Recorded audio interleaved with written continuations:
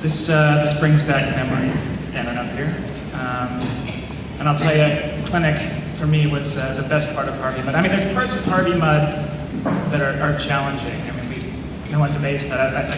I can only tell you how many times I've had to acquiesce and tell people how proud I am that I went to Harvard Med. I mean, that's what we are. You've all been there, come on. And thank God I'm not up here talking about chemistry. You don't want me talking about chemistry. Chemistry, good for you. Yeah, I failed chemistry. Hard. So I took it again, and unbelievably, I nearly failed it twice. But I didn't. I pulled it out. And so anyway, I'm not here to talk about chemistry. I'm here to talk to you about clinic. And a couple of things. What I'd like to do is share with you my experience with clinic, some of the things that I think that I got out of it, lessons learned, and then how those have transferred into some of the experiences I've had in my career, and why I feel so passionately and strongly that clinic did change my life. Clinic is a foundation on which I base a lot of things that I do on. So my clinic wasn't nearly as cool as the submarine one, although it involved the space shuttle, if that counts.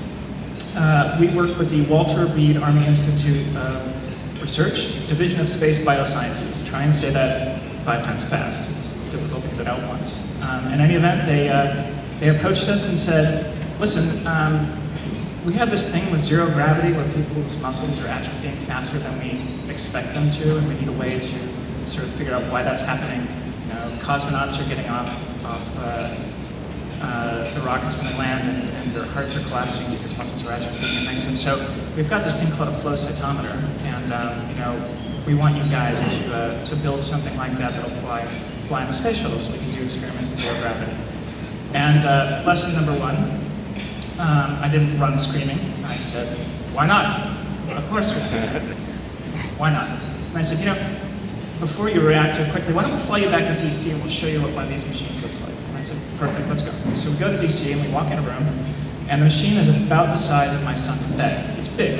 And I looked at it and I said, cool, so it's done. I mean, it works. And so now what? And then they handed me a little plastic box that would have fit perfectly right here. About like that. And I said, so you need to put that in there. Can you do it? And like every good mudder, I lied. No, I said, yeah, we'll figure it out. Why not? We'll figure it out. And I said, I don't know how, but I'm going to get help. And I will figure it out.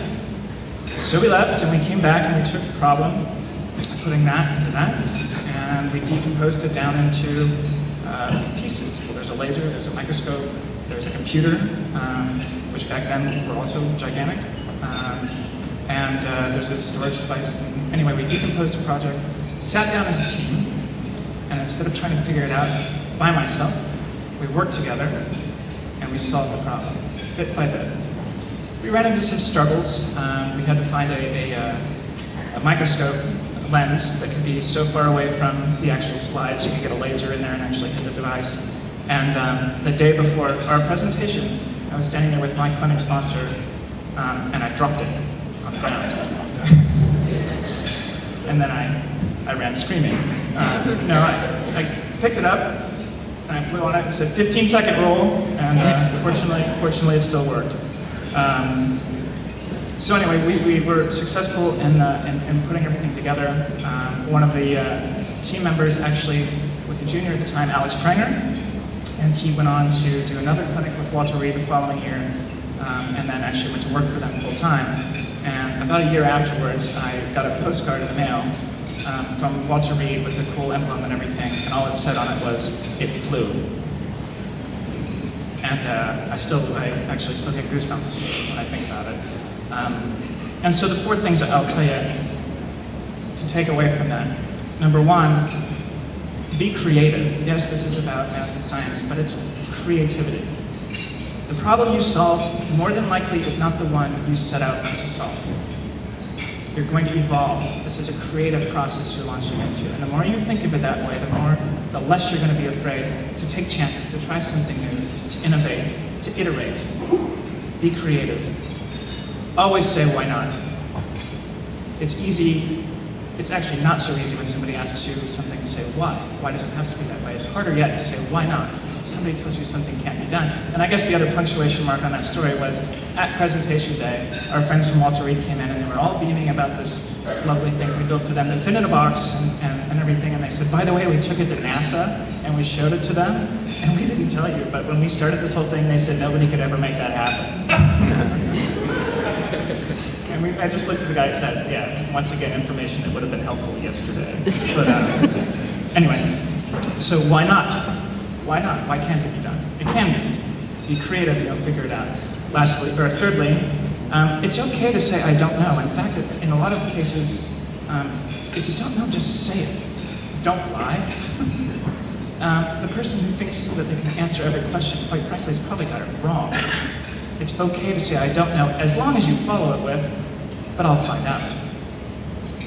So don't be afraid to say, I don't know. I'll find out, and you will. And one of the ways you will is by asking for help.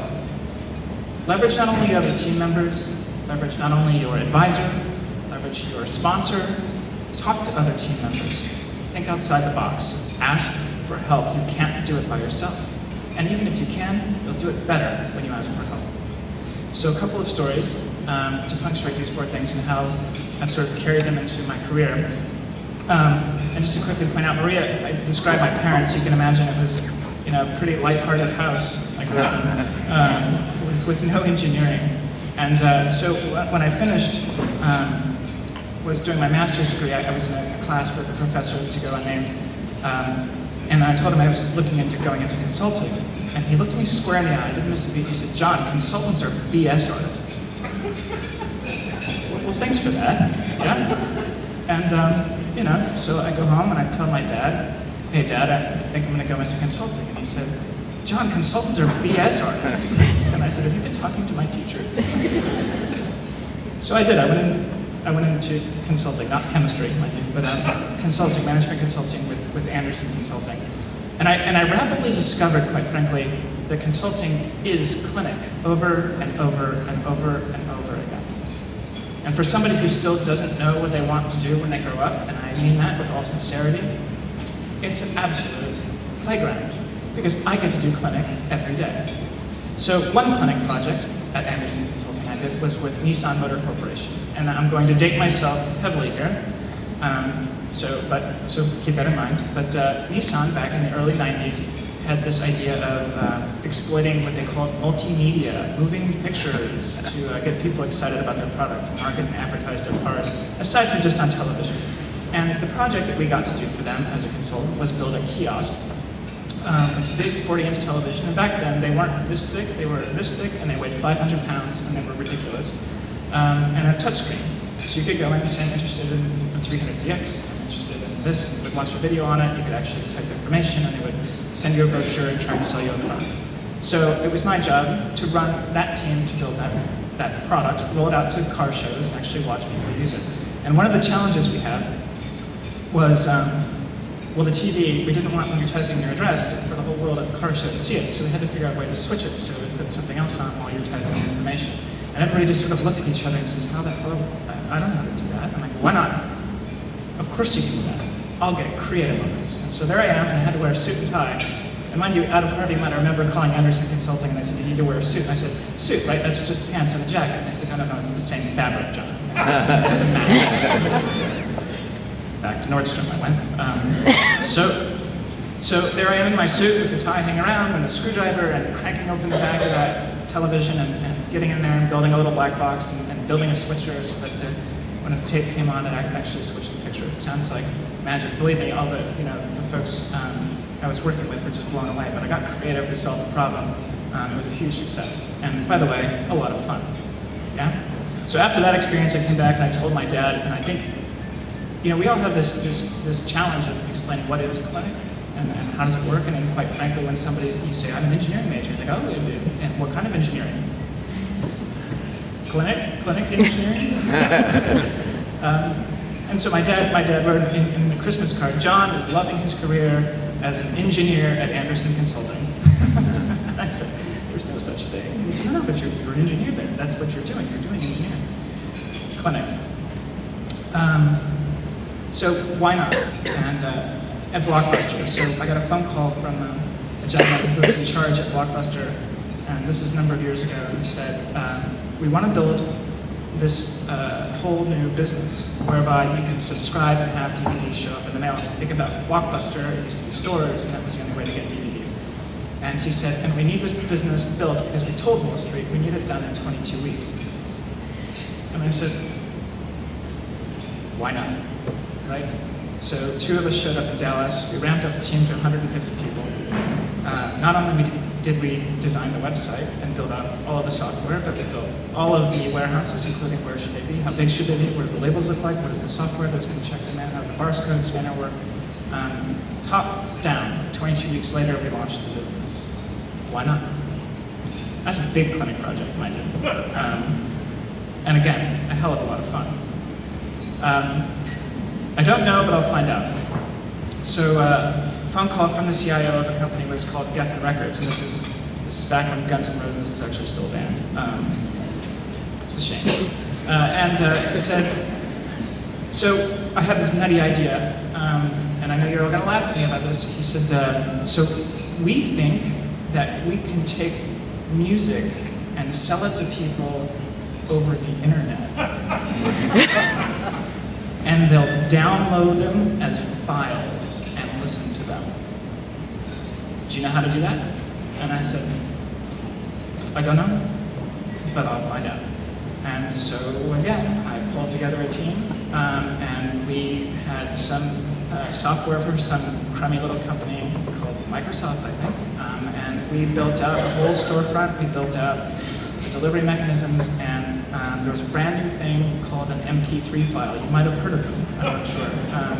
And so we took a huge library, made it all MP3s, had some fun challenges, executives coming to us and saying, there's no way it's going to sound as good as a CD. There's no way it's going to sound as good. And so we did the whole, taste test thing. I would come in with 2 CDs. One was the real one was the one with MP3 files, put it in their $40,000 stereo in their office and say, close your eyes and tell me which one's which. And without exception, they're like, oh my God.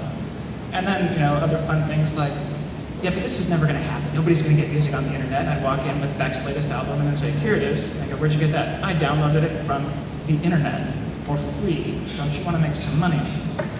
So we built it out. I didn't know. I brought in experts in the music business. I brought in software experts. I brought in networking experts. I found out how to do it. We built the whole platform, brought it to Universal Music, and they looked at me and they said, no way are you ever doing this. Nobody is ever going to buy music on the internet, and they shut it down. Bad decision. iTunes. Asking for help. So in my new role at Sony, we're building out a digital distribution company around video. And in a nutshell, it's a hub around any content owner to come to us as a provider, where we will take in their content, their television shows, their movies, their trailers, whatever it happens to be, keep it in a mezzanine, pristine format, and then work with everybody it needs to ship to. And you may or may not know, but files are shipped to not just iTunes, but over 200 folks receive files today. And it ranges from television broadcasters, video on demand providers, iTunes, Hulu, globally. It's 200 and growing. And this is a broad initiative across anybody who owns content, ranging all the way from Sony Pictures to BBC to little content providers like Image Entertainment. And it's a massive undertaking. And so again, I asked for help. And this time, I stacked the deck. I have 4 mutters on my team. Thank you very much.